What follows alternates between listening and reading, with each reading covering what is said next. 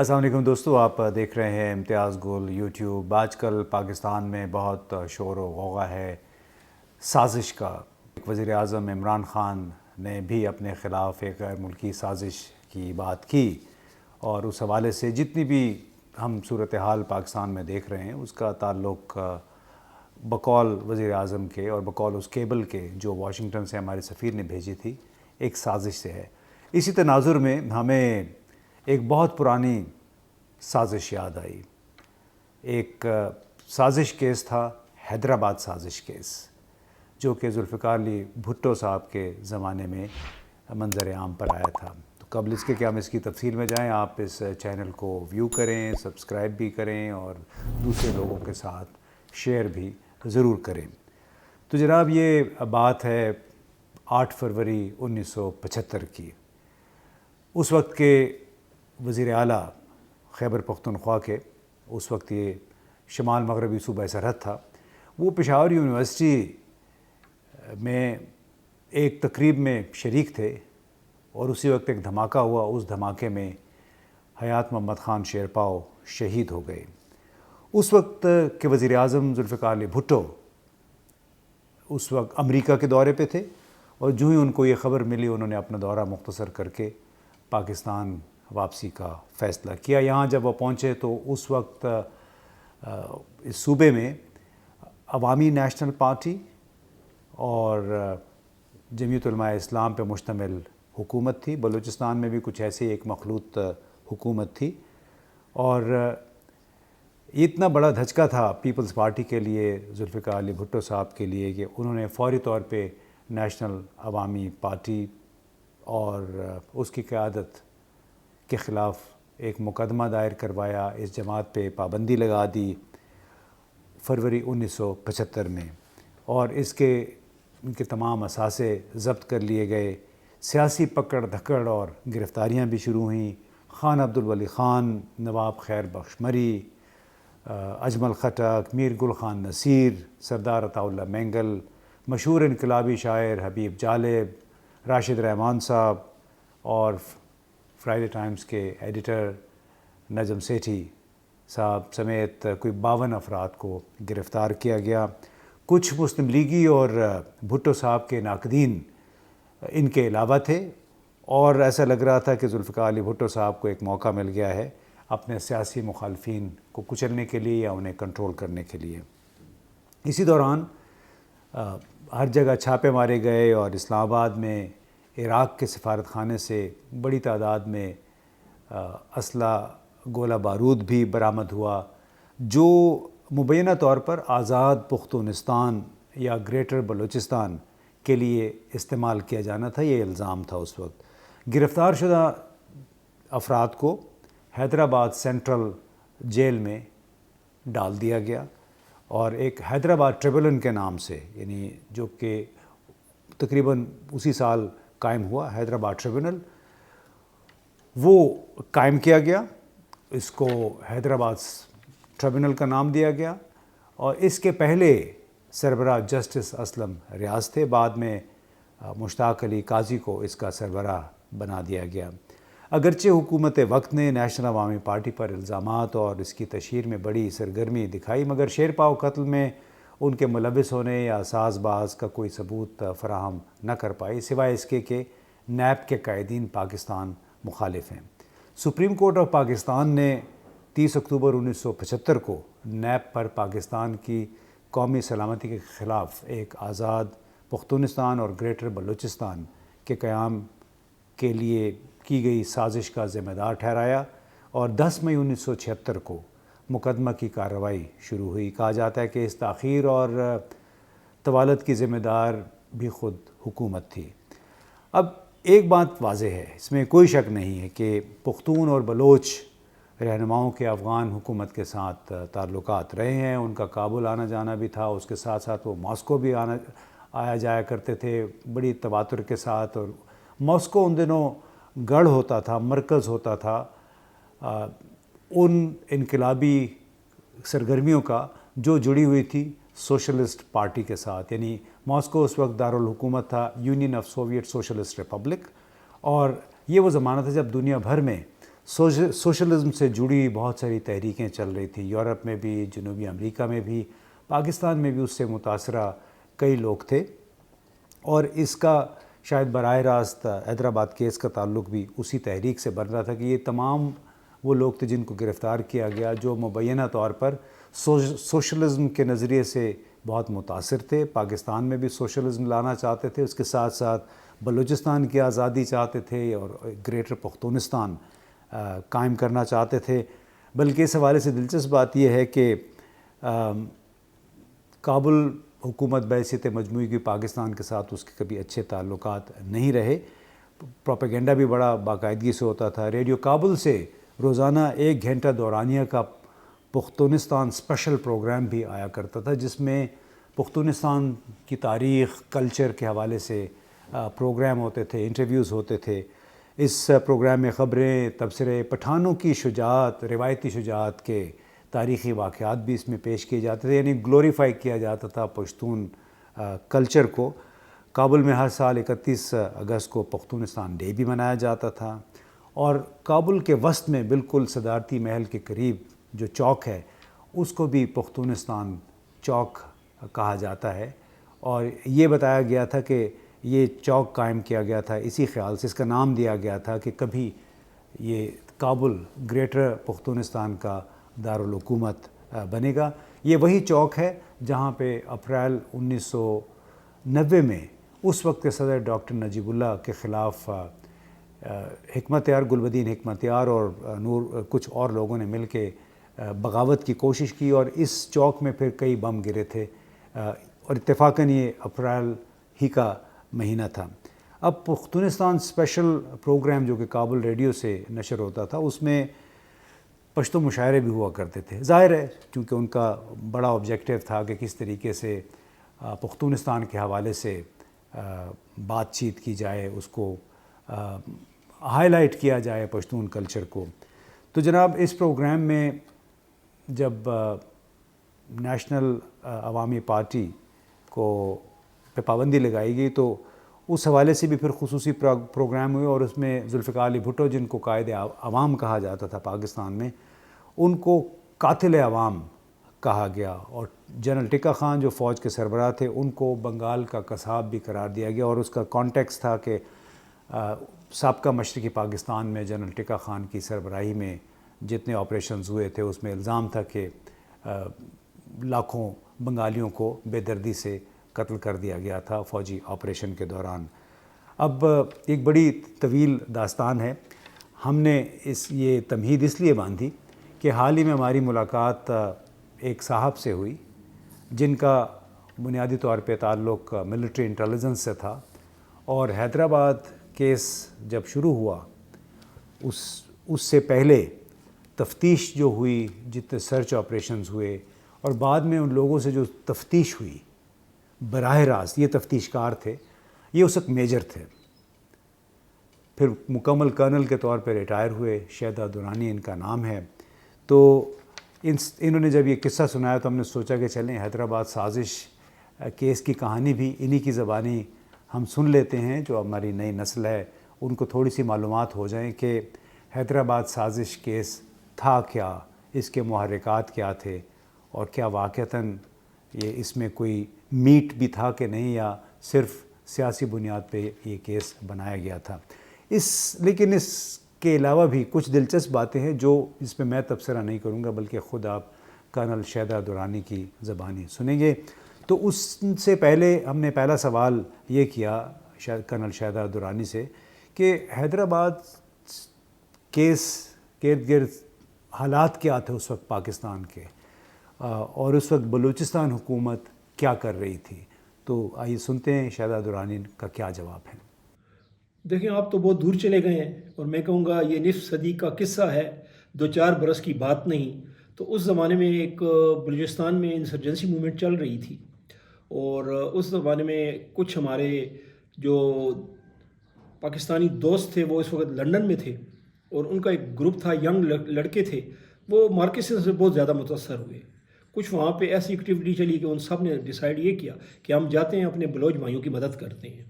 تو اس میں جو لوگ آئے تھے ان کو اس وقت تو جب انہوں نے شامل ہوئے اس وقت آ کے، تو اس کو لنڈن گروپ کے نام سے ویسے ہی پہچانا جاتا ہے۔ اب ان میں جو لوگ شامل تھے ان میں تو جناب ایک تھے اسد رحمان تھے، ان کے بھائی تھے راشد رحمان، ایک جناب مشہور آدمی ہیں ہمارے کافی، نجم سیٹھی صاحب، اس کے علاوہ احمد رشید صاحب، ایک تھے دلیپ داس صاحب تھے، یہ بھی ہمارے ایک ایئر فورس کے افسر کے بیٹے تھے۔ وہ پہلے جو میں نے نام لیے وہ بھی جسٹس صاحب کے بیٹے تھے۔ اور اس کے علاوہ کچھ اور لوگ بھی تھے جن میں اعجاز حیدر تھے، ملک سراج اکبر وغیرہ تھے۔ تو ان کے علاوہ ایک فیملی تھی جو مسٹر اینڈ مسز بابا کہلاتے تھے۔ تو ان کی بیک گراؤنڈ تو اس وقت یہ سمجھا جاتا تھا شاید وہ کہیں ان کے ساؤتھ افریقہ سے کچھ تعلق ہے۔ بہرحال وہ بھی اس وقت موٹیویٹ ہوئے، یہ سارے لوگ آ کے، اور مری کے ساتھ انہوں نے اپنا ایک ایکٹیو پروگرام شروع کر دیا اور ایک کور آرگنائزیشن سی بنائی، اور کراچی میں انہوں نے کوئی اپنی ورکشاپ ایک کھول دی۔ ایک بندے نے اپنا کوئی کنسلٹنسی شروع کر دی، آرکیٹیکٹ اور کنسلٹیشن کے ساتھ ڈیولپمنٹ کنسلٹنسی چلاتے تھے۔ تو اسی میں انہوں نے کچھ پروجیکٹ لے لیے تاکہ ہم مری میں جا کے کام کریں گے، لیکن وہ بھی ایک کور سٹوری تھی تاکہ ادھر جا کے بلوچ جتنے بھی ٹرائب جو باغی ہو گئے تھے ان کو ٹریننگ دیں۔ تو ان لوگوں نے جا کے فزیکلی ان کی ٹریننگ دی، ان کو جا کے زبان سکھائی، اردو سکھائی، اور ویپن چلانے کا جو تھا سسٹم وہ بھی انہوں نے وہاں سے شروع کیا۔ تو اس کے بعد جو تھا یہ سلسلہ چل نکلا۔ بلوچ لبریشن میں کچھ لوگ ایسے تھے جن کے اپنے جو بڑے تھے وہ اس وقت بلوچستان کی کابینہ میں بھی شامل تھے، اور جناب عطا اللہ مینگل صاحب جو تھے اس وقت میرا خیال ہے چیف منسٹر تھے اس وقت بلوچستان میں، بلکہ وہ بلوچستان کے پہلے چیف منسٹر تھے۔ اور ان کے ساتھ پھر ان کا لنک جو تھا نیشنل عوامی پارٹی یہاں اس وقت صوبہ سرحد میں تھی، اور یہ ایک ٹسل ویسے چل رہا تھا سینٹرل گورنمنٹ میں، کیونکہ بھٹو صاحب آپ کو پتہ بڑے افینسو قسم کے تھے، تو ان کا ایک ٹسل چل رہا تھا خاص طور پہ یہ نیشنل عوامی پارٹی کے ساتھ۔ تو اس دوران صوبہ سرحد میں ایک گورنر تھے حیات شیرپاؤ، ذوالفقار علی بھٹو کی پارٹی میں، پیپلز پارٹی میں بڑے تناور قسم کی شخصیت تھے، تو ان کو گورنر بنایا دیا۔ تو وہ ایک فنکشن تھا پشاور یونیورسٹی میں، یہ میرا خیال ہے کوئی 1974 کی بات ہے، تو وہاں ایک دھماکے میں وہ شہید ہو گئے۔ تو پھر اس کی کو کاز بنا کے ایک ڈھونڈ رہے تھے ذوالفقار علی بھٹو صاحب کہ ان کے ساتھ کچھ ایسا کیا جائے کہ ان کی حکومت ختم کی جائے۔ تو پہلے تو انہوں نے نیشنل پارٹی بین کی، اور اس کے ساتھ ہی وہ جو حکومت تھی وہ تحلیل ہو گئی صوبہ سرحد میں۔ تو وہاں پہ جو مینگل صاحب تھے ان کی حکومت جی تھی وہ بھی ختم ہو گئی۔ تو جب یہ سارا سلسلہ ہوگا تو پھر یہ جو بلوچستان لبریشن آرمی کے لوگ تھے وہ بہت زیادہ ایکٹیو ہو گئے، اور وہ ان کی ایکٹیویٹی اتنی بڑھ گئی کہ پھر الٹیمیٹلی آرمی کو ایک ایکشن لینا پڑا۔ اچھا، تو آپ یہ کہہ رہے ہیں کہ یہ تو ہو گئی شہدہ صاحب جنرل حالات وہاں کے، اس کے بعد گرفتاریوں کا سلسلہ کب شروع ہوا اور اس میں کون کون گرفتار ہوا؟ کچھ تفصیل ہم نے اپنے ابتدائیے میں دے دی ہے، اگر آپ اپنی زبانی بھی بتا دیں، آپ کو اس وقت کیا یاد ہے؟ اچھا، یہ تو وہ جو شروع میں جب یہ سلسلہ چل رہا تھا تو جب ہمیں رپورٹس مل گئیں کہ یہ ایک گروپ ہے جو کہ لندن سے آیا ہوا ہے، تو ہم یہ چیک کرتے رہے، تو پتہ یہ چلا کہ یہ کراچی سے ایکشن کر رہے ہیں۔ اور پھر ہماری جو سورسز تھیں ان کی رپورٹ کے مطابق ایکشن کیا گیا، اور ان میں سے جتنے بھی تھے یہ سارے جن کے میں نے نام لیے ہیں یہ سب تو گرفتار کر لیے گئے۔ جب اسد تھا، اسد رحمان تھے، یہ اپنا سیٹھی صاحب تھے، یہ سارے جو تھے یہ گرفتار کر لیے گئے، اور ان کو پھر ہم لے آئے، اور ان کی پھر جو نارمل پروسیجر ہوتا ہے تو وہ شروع ہو گیا تاکہ ان سے تفتیش کی جائے کہ یہ کیا سلسلہ چل رہا ہے۔ اچھا، بڑی دلچسپ بات کی شہدہ درانی صاحب نے کہ ان کا یہ کہنا تھا کہ یہ سب پنجابی تھے جو گرفتار ہوئے، ان کو پنجابی گروپ بھی کہا جاتا تھا، لندن گروپ بھی کہا جاتا تھا، اور کافی ٹیلنٹڈ لوگ اس میں موجود تھے، سیاسی طور پر بڑے موٹیویٹڈ۔ تو چونکہ شہدہ درانی صاحب تفتیش کار تھے یعنی انٹروگیٹر تھے، تو ان سے ہم نے یہ بھی پوچھا کہ ان لوگوں کی نشاندہی پر انہوں نے کون کون سی گرفتاریاں پھر مزید ہوئیں؟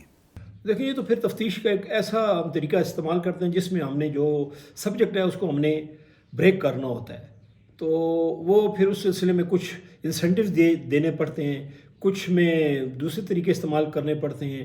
تو اس میں جب ہم نے ایک شخص کے اوپر زیادہ مرکوز کیا جو بڑا دانشور قسم کا بندہ تھا، اور بات چیت کے دوران پھر ہمیں پتہ چلا کہ وہ تو بڑے اچھے کیریکیچر بناتے تھے، کارٹونز بنا سکتے تھے بڑے اچھے. تو کچھ لوگوں تک ہم جب پہنچ گئے تو انہوں نے ایک ایسا سسٹم بنایا ہوا تھا کہ اپنے نام جو تھے بدلے ہوئے تھے. تو پھر ان کے جو بنے ہوئے اسکیچز تھے ان کے ذریعے ہم نے پتہ کیا کہ ان کے نام کیا تھے. تب ہمیں یہ پتہ چلا کہ یہ صاحب کون ہیں، کس فیملی سے تعلق رکھتے ہیں، اور یہ کدھر کدھر پڑھتے رہے ہیں، کہاں اکٹھے ہوئے ہیں. تو بیسک ہمیں جو ملا تھا مطلب کلو جو ہے تو وہ ان اسکیچز سے ملا تھا. جو اسکیچز بنانے والے ہیں وہ تو بڑے مطلب میں کہوں گا بڑے ملٹی ٹیلنٹڈ قسم کے بندے ہیں، اور ماشاءاللہ ابھی بھی ان کی صحت اچھی ہے اور وہ بہت سارے کام کر رہے ہیں. وہ آرٹیکلز بھی لکھتے ہیں، مختلف اخبارات کے لیے بھی کام کرتے ہیں، اسپورٹس میں بھی ان کا بڑا نام ہے. اور اس کے علاوہ جو ہے ان کے مختلف چینل کے اوپر پروگرام ابھی بھی آ رہے ہیں.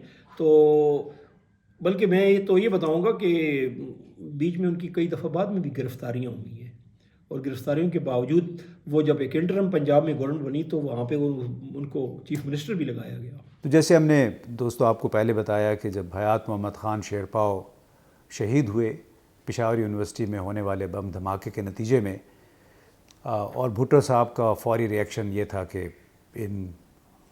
اس جماعت پہ پابندی لگائی جائے اور بلوچستان اور صوبہ سرحد کی یعنی خیبر پختونخوا کی حکومتوں کو ختم کیا جائے. اس کے بعد پھر شاہدہ درانی صاحب بتائیے کہ کیا ہوا، حیدرآباد سازش کیس کا کیا یہی آغاز تھا؟ اچھا، پروسیجر جب چل رہا تھا تو اس وقت ایک ٹریبونل بنایا گیا اور وہ مشہور بھی ہوتا ہے حیدرآباد ٹریبونل کیس. تو اس کے بعد جو ہے تو گرفتاریاں شروع ہوئیں. تو دونوں صوبوں میں یعنی بلوچستان اور صوبہ سرحد اس زمانے میں، اور ایون پنجاب میں کچھ لوگ تھے جن کو گرفتار کیا گیا. تو جو میرے ذہن میں اس وقت نام مشہور لوگوں کے آ رہے ہیں وہ ہمارے خان عبدالولی خان صاحب تھے، سردار عطا اللہ مینگل صاحب تھے جو کہ پہلے میں نے بتایا ہے وہ پہلے چیف منسٹر تھے صوبہ بلوچستان کے. اور اس کے علاوہ کچھ ایسے جو دوسرے نام تھے، مثلا میر گل خان نصیر صاحب تھے، غوش بخش بزنجو صاحب تھے. اس کے بعد بڑے مشہور میجر شیروف یعنی شیر محمد مری صاحب تھے، عطا اللہ مری صاحب تھے. اور اس کے علاوہ جو نام ہم نے پہلے لیے نوجوان تھے وہ بھی مطلب وہ لوگ تھے. ہمارے اپنے صوبے کے ایک نوجوان اس وقت غلام احمد بلور صاحب وہ بھی گرفتار کر لیے گئے تھے. جب ہمیں بتا دیا گیا تھا کہ کیس شروع ہونے والا ہے تو اس کے لیے پھر وہ تیاری کر رہے تھے، کیونکہ ایک لمبی لسٹ تھی گواہان کی. تو ان گواہان کو بھی تیار کیا جا رہا تھا تاکہ سارے جو بھی جب کورٹ میں جائیں تو وہ ایک مضبوط قسم کا جو سلسلہ ہے اس کے مطابق بات چیت کر سکیں. تو یہ بتائیے شاہدہ صاحب کہ ٹرائل کے دوران پھر کیا کیا کچھ ہوا ہے؟ بیسکلی آپ کیا سمجھتے ہیں کہ اس میں صحیح کیا تھا، اور شروع سے لے کر آخر تک اس میں کون سی ایجنسی انوالو تھی، یعنی انٹروگیشن وغیرہ میں؟ آپ کا تعلق ملٹری انٹیلیجنس سے تھا، اور میرا خیال ہے آپ یہ بتا رہے تھے کہ بیسڈ کراچی میں تھے لیکن پھر کوئٹہ میں ایک اسپیشل سیل بنایا گیا، ایڈوانس سیل بنایا گیا اس سازش کیس کو مانیٹر کرنے کے لیے اور حتمی نتیجے تک پہنچانے کے لیے. تو آپ ذرا اس حوالے سے کچھ بتائیے گا. کچھ چیزیں جو ثبوت کے طور پہ ہمیں دی گئی تھیں وہ تو ایسے لگتا تھا کہ ہاں ٹھیک ہی تھی، کیونکہ اس میں کچھ فارن فنڈنگ تھی، کچھ ویپنز جو آئے تھے مختلف جگہوں سے، ہمارے مختلف ملکوں سے بتائے گئے کہ آئے ہوئے ہیں. کچھ کیشز بھی پکڑی گئی تھیں ویپنز کی، اور شاید وہ نام تو اس وقت یہ لیا گیا تھا کہ عراق سے کچھ ویپن آئے ہیں بلوچستان میں. تو وہ مطلب وہ سلسلہ چل رہا تھا. ملٹری انٹیلیجنس والے تھے جنہوں نے ساری تفتیش وغیرہ کی تھی، لیکن یہ پتہ ہے آپ کو کہ چونکہ نیشنل لیول کی ایک انکوائریز ہو رہی تھی اس میں عیسائی بھی انوالو تھی. اس کے علاوہ جو سول ایجنسیز تھیں ان سے بھی فیڈ بیک لے لی گئی تھی تاکہ وہ سارا مطلب جو کیس بنا رہے تھے ان لیڈروں کے خلاف وہ پورا ایک مضبوط کیس بن کے سامنے آئے. تو دوستو یہ مختصر سی ایک کہانی تھی حیدرآباد سازش کیس کی، اور معلوم نہیں اس کے موٹیوز صرف سیاسی تھے یا واقعتاً اس میں حقیقت بھی تھی. جس انداز میں دو صوبوں میں حکومتیں ختم ہوئیں، گرفتاریاں ہوئیں، اور یہ کیس پھر جنرل ضیاء الحق نے آ کے 1979 میں ختم کیا، اور جو لوگ تھے پابند سلاسل ان کو رہا کیا گیا. لیکن اس کے ایک قسم سے بات جو نکلتی ہے وہ یہی ہے کہ یہ وہ لوگ تھے جو لندن سے زیادہ تر جو انٹلیکچوئلس تھے دانشور وہ لندن سے آئے تھے اور اس وقت سوشلسٹ ایڈیالوجی سے بڑے متاثر تھے. اور جو شاہدہ درانی صاحب نے کافی اسٹرانگ اشارے دے کے بتایا کہ لاہور کے ایک بہت بڑے صحافی ہیں تو وہ بھی ان میں شامل تھے, اور ان کی نشاندہی پہ وہ سلطانی گواہ شاید بن گئے تھے, یہ انہوں نے نہیں بتایا, لیکن ان کی نشاندہی پہ ان لوگوں کے اسکیچز بنے جن کے کوڈ نیمز تھے, اور کوڈ نیمز چونکہ اس کے ذریعے پہچان نہیں ہوتی تھی تو لہٰذا انہوں نے اسکیچز بنائے. اسکیچز کی مدد سے پھر ملٹری انٹیلیجنس والے ان کے دوسرے ساتھیوں تک پہنچے, اور اس کے بعد ان کی گرفتاریاں ہوئیں اور پھر کیس باقاعدہ ٹرائبونل کا آغاز ہوا. تو جناب یہ کہانی تھی حیدرآباد سازش کیس کی. باقی آپ کا خود بھی آپ تفتیش کر سکتے ہیں, خود بھی ایکسپلور کر سکتے ہیں کہ اس میں جتنے لوگوں کے نام لیے گئے وہ کیا تھے, انہوں نے کیا کچھ کیا, آج وہ کیا کر رہے ہیں.